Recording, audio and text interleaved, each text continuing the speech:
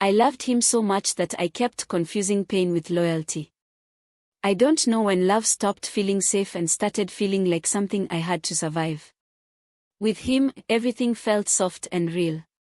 With his family, everything felt sharp. I lived in the space between those two feelings for far too long. When I met him, he was kind in a way that felt rare. He listened when I spoke. He noticed the way I took my coffee and the songs I replayed when I was sad. Loving him felt easy. Being loved by him felt like home. I never imagined that loving one person could mean being slowly destroyed by everyone attached to him. His family noticed my money before they noticed me. At first, it was small enough to excuse. A sweater of mine that never came back after a visit. Borrowed a cash that was somehow forgotten. I told myself it was misunderstandings, bad luck, accidents. I didn't want to be the girlfriend who made a big deal out of nothing. Then the jokes started. You're lucky, you don't really have to worry about money. You should pay, you can afford it. They laughed when they said it, so I laughed too, even though something inside me tightened every time. Soon, it wasn't jokes anymore. At family dinners, the bill would silently slide toward me. On trips, I'd find out last minute that I was expected to cover the hotel because it just made sense. His mother once said, smiling sweetly, if you really loved our son, you'd want to help the family. I nodded while my chest burned. One night, while staying over, I walked into the room and caught his sister going through my suitcase. She froze, then shrugged and said, relax, I'm just borrowing something. It was a piece of jewelry my grandmother gave me.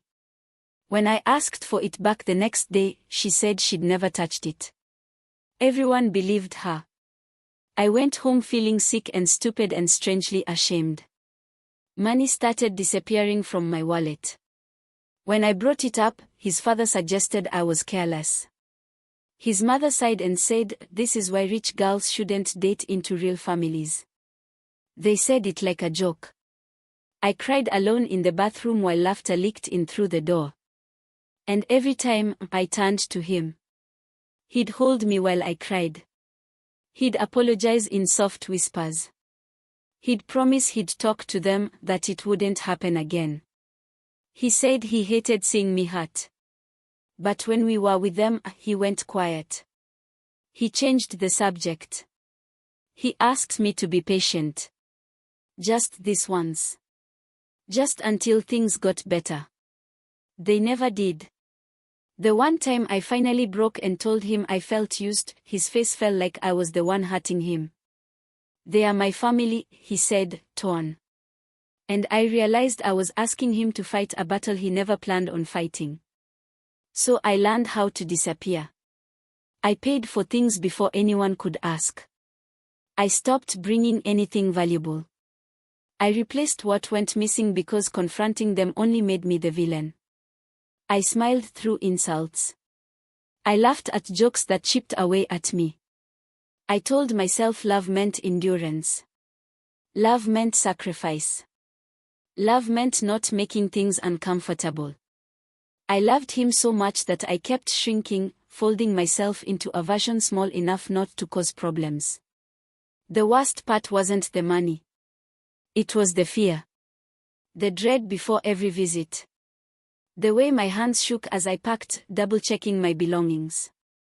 The way they called me dramatic, sensitive, selfish when I tried to speak up.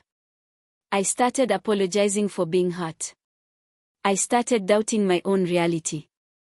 One night, after another argument that ended with me saying sorry for crying, I looked at myself in the mirror and didn't recognize the girl staring back.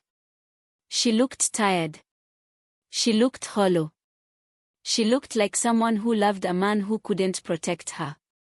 That's when I understood something I'd been avoiding for months: love shouldn't cost you your sanity. Leaving him was brutal.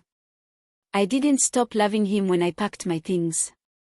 I didn't stop loving him when he begged me to stay, when he promised he'd do better, when he swore things would change. I loved him as I walked away. But I loved myself enough, finally, to choose peace. I didn't leave because I stopped loving him.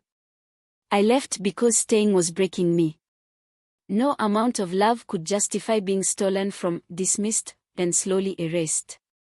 I deserved a life where I didn't have to guard my heart and my belongings at the same time.